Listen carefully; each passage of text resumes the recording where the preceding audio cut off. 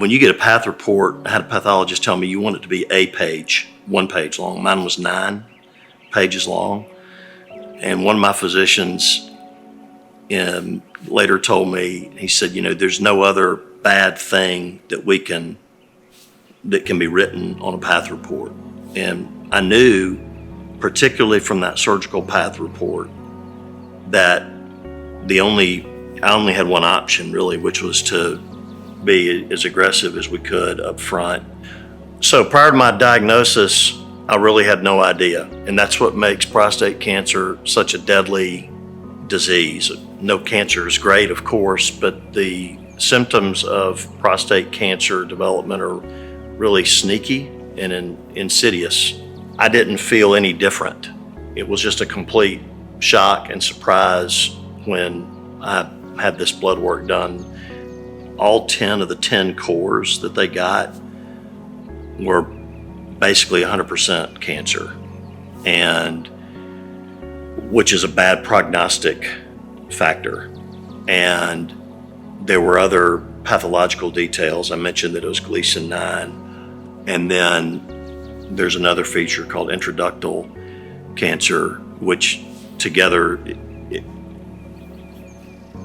are hallmarks of a very aggressive cancer. One of the early lessons from this journey that I learned in terms of the peaks and valleys, I learned from my good friend Holly Simon, who was kind of my North Star in terms of navigating this early on. And she said, look, this can really mess with your mind.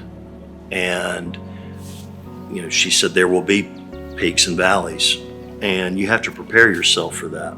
Coming from somebody like her who had been through the ringer and she never caught a break, I knew that meant something. And so, guys who are going, and ladies who are going through SEAL training or super hard military training, the way they get through it is by doing one more push-up.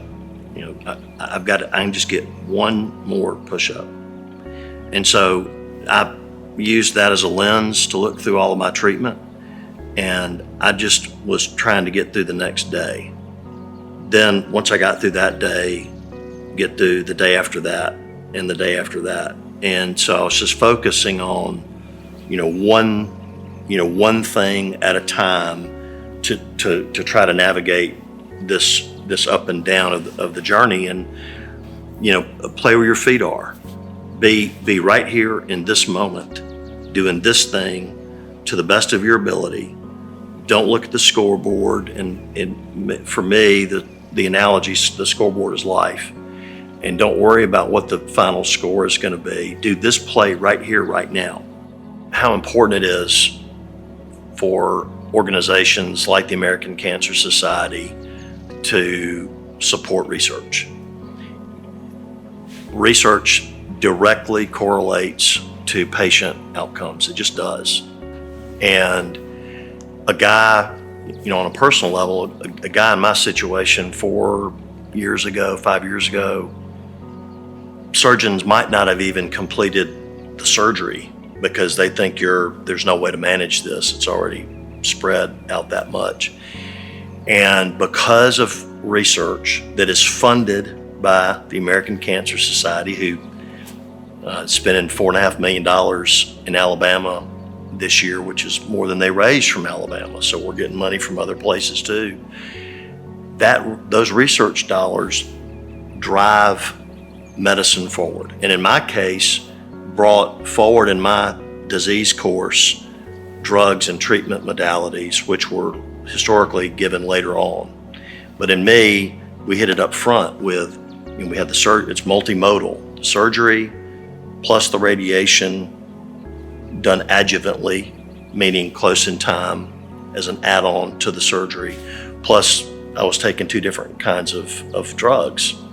And so without the money that is donated to organizations like the American Cancer Society, you don't have researchers figuring out that guys do better with these types of treatment modalities. And it's the same for breast cancer, melanomas, all of it. For me, when I recur, and my doctors have told me it's highly likely that I will recur. Immunotherapy hopefully will be the next thing for me. It's already further along in other cancers. Prostate cancer, they haven't figured out how to do that with immunological therapies yet.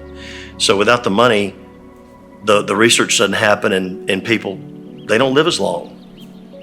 I'm so really excited and lucky, and I'm privileged to be able to participate in outreach like this.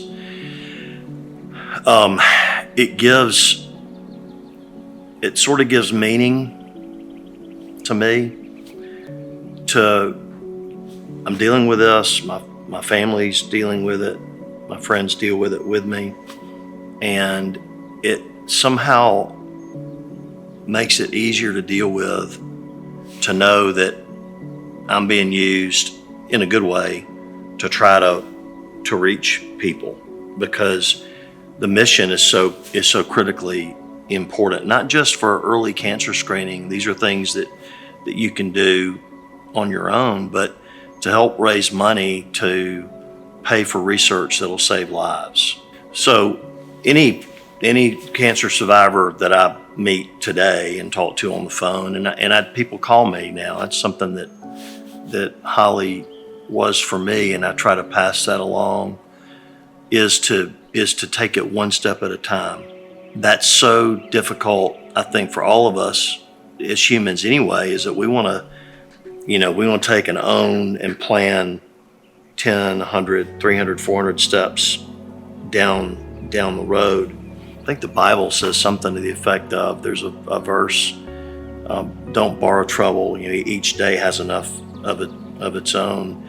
And I would say, instead of trouble, each day has a challenge of its own, or a thing to accomplish of its own. Early on, like the first month or two after I found out, that where I was how long am I going to live? And I think up front may be helpful to decide what the treatments were going to be and how aggressive I was going to be. But then after that was set, it's not particularly helpful to we're all living with a terminal illness. You are, I am, we are, everybody in this room is. I was given an opportunity, really a blessing, to confront my own mortality on my schedule and to try to get things right.